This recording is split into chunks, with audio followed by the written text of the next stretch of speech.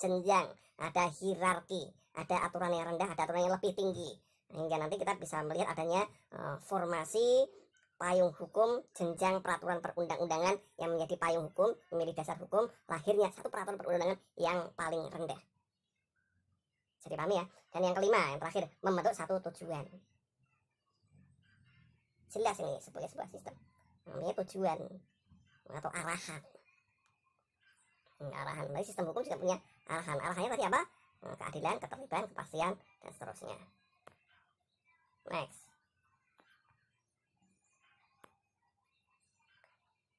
C.H. Merriman. Wah, menikah. Orangnya sudah menikah ini. Merriman soalnya. Di tahun 1995 dia mengungkapkan dalam artikelnya, sistem itu legal system, sistem hukum is an operating set, suatu set operasional, satu satuan operasional of legal institution, procedures and rules. Berarti satu satuan operasional atas lembaga hukum, prosedur atau mekanisme, dan norma atau peraturan perundang-undangan. Begitu definisi dari C.H. Merriman. Lebih melihat bagaimana ini adanya kerjasama antar komponen-komponen hukum.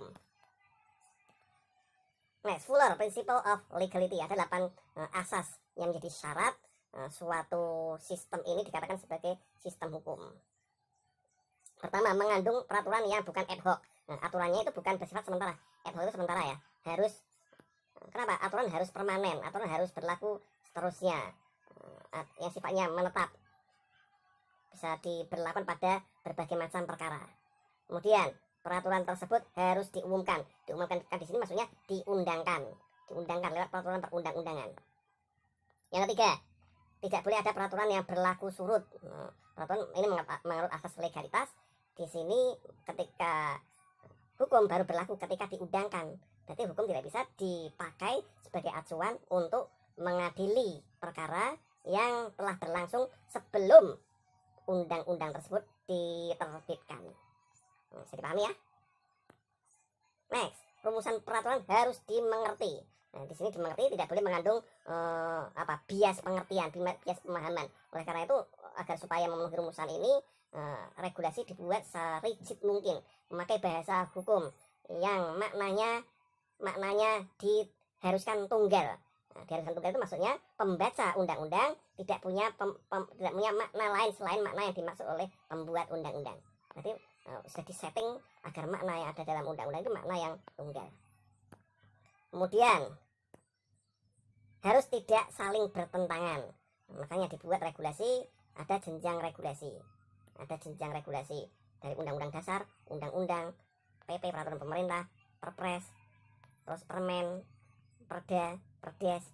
Jenjang ini sifatnya hierarkis, ada aturan tinggi dan aturan yang lebih rendah. Aturan yang lebih rendah tidak boleh bertentangan dengan aturan yang lebih tinggi.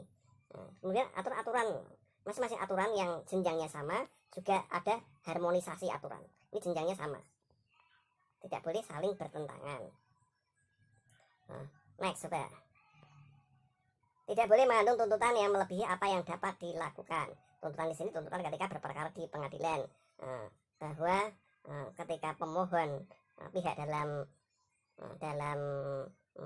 pihak yang berperkara di pengadilan, tuntutannya harus jelas, dan hakim ketika mengadili, ketika mengabulkan tidak melebihi dari tuntutan pihak.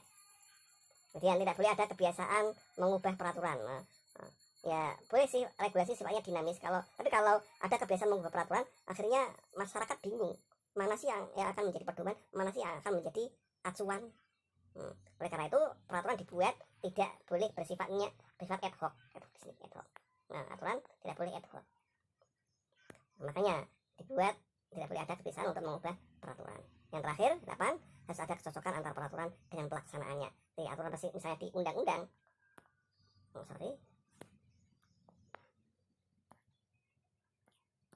Undang-undang mana tadi?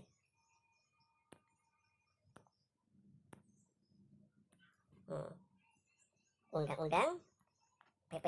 Ini hierarkinya. Peraturan pemerintah sebagai pelaksanaan dari undang-undang harus cocok dengan undang-undang. Artinya PP tidak boleh bertentangan dengan undang-undang. Kenapa? Karena undang-undang adalah aturan yang lebih tinggi. Bisa dipahami ya di sini ya? Oke, next. bagian-bagian sistem hukum. Nah, sistem hukum itu punya komponen-komponen atau unsur-unsur atau bagian. Bisa, boleh pakai istilah subsistem. Dalam sistem ada subsistem, ada elemen-elemen. Nah, kalau Lawrence Friedman memakai istilah komponen. Unsurnya, bagian-bagiannya itu komponen. Komponen. Friedman memakai istilah komponen.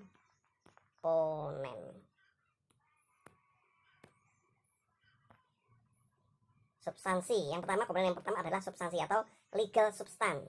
Legal substance. Legal substance. Tulis lagi. Legal substance. Enggak cukup ya. Legal substance. Atau substansi hukum. Substansi hukum itu apa sih isinya? Isinya ya norma atau peraturan perundang-undangan. Inilah sistem, salah satu sistem penting dalam sistem hukum. Nggak ada peraturan, ya hukumnya apa bisa bekerja? Ya nggak bisa. Harus ada norma. Yang kedua, ada strukturnya. Ada pihak lembaga yang berwenang untuk menjalankan fungsinya. Biar hukum yang mati tadi bisa hidup. Hidupannya apa? Lewat legal structure. Kalau tadi legal substance, ini legal structure. Struktur ini legal structure istilahnya. Legal structure atau struktur hukum. Biar legal substance ini hidup, karena ini aslinya mati, norma aturan kan aslinya mati. Dan hidup bagaimana? Dihidupkan oleh legal structure. Ada hakim yang mengadili berdasarkan hukum. Ada eksekutif, ada pemerintah yang melaksanakan hukum. Ada legislatif yang membuat hukum. Itulah legal structure. Oleh karena itu negara kita adalah negara hukum. Kenapa? Di dalamnya juga ada norma dan ada lembaga-lembaga yang punya fungsi hukum di dalamnya, baik membuat hukum, melaksanakan hukum, atau mengadili berdasarkan hukum. Contoh trias politikanya Montesquieu, ada legislatif, eksekutif, dan yudisial. Bisa dipahami ya? Oke, next. Nah, ada kultur hukum atau legal culture, kultur. Legal culture, sikap manusia terhadap hukum. Nah, di situ ada kepatuhan hukum, ada sikap masyarakat. Nanti di situ juga negara lewat pemerintah juga bisa mensosialisasikan norma yang telah dibuat pada masyarakat agar masyarakat terbiasa dengan aturan-aturan yang baru, sehingga ada sinergi hukum. Kenapa sinergi hukum ini dibuat? Agar nantinya bisa tercapai apa? Tujuan hukum.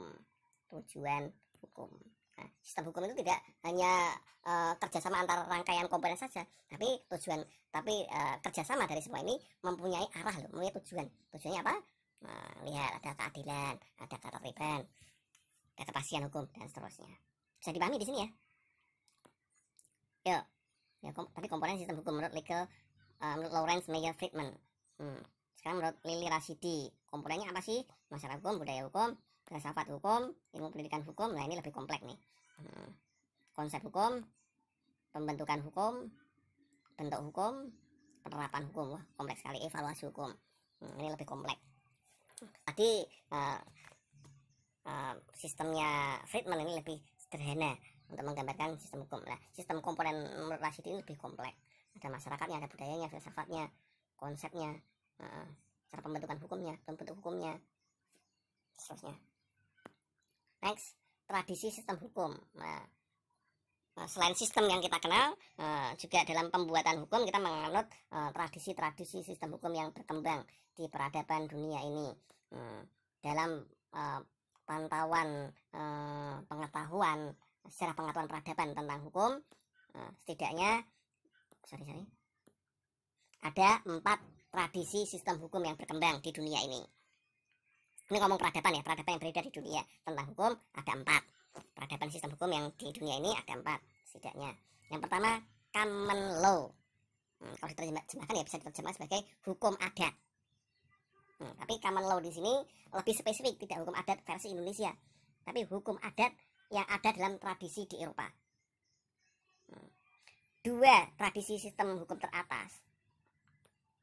2 tradisi ini adalah tradisi hukum Eropa yang kemudian disebarluaskan oleh masyarakat, oleh penjajah, oleh bangsa Eropa ke negara-negara lain di belahan Eropa, di belahan Asia, Afrika, Amerika. Disebarluaskan peradaban mereka dalam bentuk kolonialisasi atau penjajahan. Nah, 2 sistem ini disebarkan, akhirnya juga diperkenalkan ke negara jajahannya. Indonesia sebagai bekas jajahan Belanda juga menerima tradisi sistem hukum ini dari Belanda. Kalau Belanda memakai tradisi sistem hukum civil law, tradisi hukumnya civil law. Lain dengan Amerika. Amerika juga Malaysia mewarisi tradisi sistem hukumnya Inggris sebagai negara penjajahnya. Nah, Inggris memakai tradisi sistem common law, hukum adat. Nah, bentuk hukumnya apa? Nanti kita lihat. Sosialis law, ini saya belum terlalu